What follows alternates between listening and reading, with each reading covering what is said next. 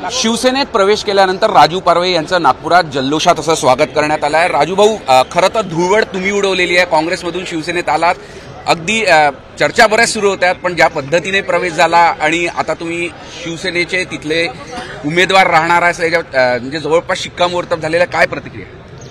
माझ्या रामटेक लोकसभा निर्वाचन क्षेत्र सगळ्या लोकांना आज धुळवडीच्या खूप खूप शुभेच्छा। हे खरं आहे की ही धुळवड माझ्या सर्वसामान्य लोकांची आहे।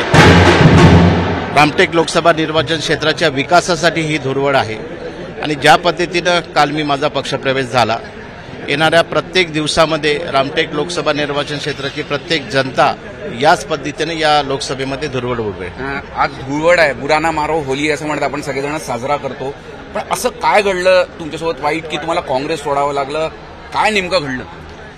मागच्या काही वर्षामध्ये ज्या पद्धतीनं पक्षामध्ये जिल्ह्यामध्ये झुंडशाही आणि अमृत नोनी आर्थो प्लस, ये एक प्रूवन फॉर्मूला है। इसमें मौजूद नोनी फल के गुण और आयुर्वेदिक जड़ी बूटियां शरीर को जरूरी पोषक तत्व देने के साथ साथ हड्डियों और जोड़ों के घिसने, उनमें होने वाले सूजन और दर्द को रोकने में मदद करता है। दर्द मुक्त जीवन के लिए अमृत नोनी आर्थो प्लस। हुकुमशाही ज्या पद्धतीनं फोफावत होती ते मला मान्य नव्हती।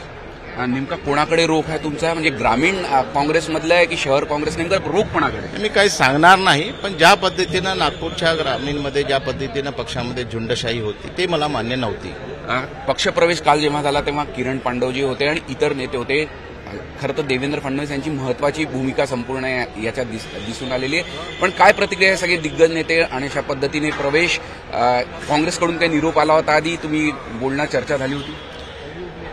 नाही, काही लोक बोलले मला की ज्या पद्धतीनं मला थांबवण्याचा प्रकार केला त्यांनी, पण ते काही खूप सिरियस नव्हते। मला असं वाटतं की त्यांना काही आमदारासोबत देणं घेणं नाही।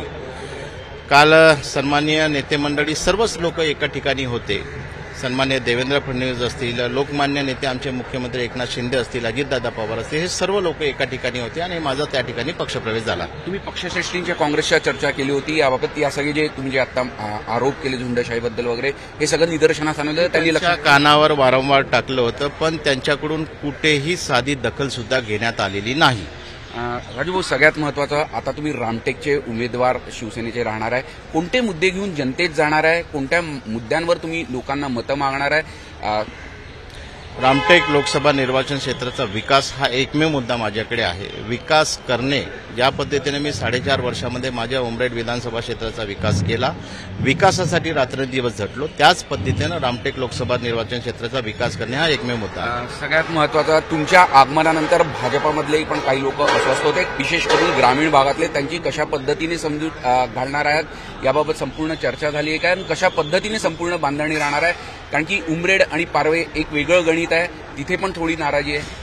अशी कुठलीही नाराजी नाही। काही दिवसाअगोदर वाटत होतं की ती सीट पक्षाला येईल, पण सगळ्यांच्या सहमतीने, महायुतीच्या सगळ्या नेत्यांच्या सहमतीने ती सीट आता शिवसेनेकडे आलेली आहे आणि कुठलीही नाराजी राहणार नाही। बावनकुळे साहेब असतील, जिल्ह्यातले सर्व नेते, सर्व आमदार, या सगळ्या लोकांसोबत माझी चर्चा झाली आहे। राजू भाऊ, खरं पाहायला गेल्यास कोणते मुद्दे घेऊन तुम्ही लोकांकडे? विकासाचा एक मुद्दा आहे, पण अगदी वेळेवर तुमचं असं आगमन होतं आणि एवढा मोठा मतदारसंघ, किंबहुना राज्यातील सगळ्यात मोठा मतदारसंघ, नागपूरने वेढलेला मतदारसंघ, लोकांपर्यंत पोहोचायचं आहे सगळं, कशा पद्धतीने संपूर्ण नियोजन राहील? आणि आज आपले मोठे संख्येने समर्थक पण इथे दिसत आहे, कशा पद्धतीने तुम्ही टीम पूर्ण कामाला करत? मी एक काम करणारा कार्यकर्ता आहे, गोरगरीब लोकांसोबत काम करून इथपर्यंत आलो, एक सर्वसामान्य कार्यकर्ता आहे।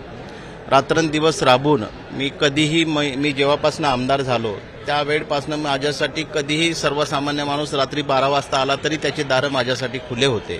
त्याच पद्धतीने या रामटेक लोकसभा निर्वाचन क्षेत्रात काम करणार आहे। खरं तर आज धुळवड आहे, संपूर्ण देशात धुळवडचा उत्साह सुरू आहे, पण राजकीय धुळवड राजू पारवे यांनी अगोदरच उडवलेली आहे। काँग्रेसमधून थेट शिवसेनेत प्रवेश करत रामटेकसाठी त्यांनी आपली दावेदारी शिवसेनेकडून सादर केलेली आहे। झी मीडियासाठी व्हिडिओ जर्नलिस्ट रत्नाश्री सातपुतेसह अमर काणे, नागपूर।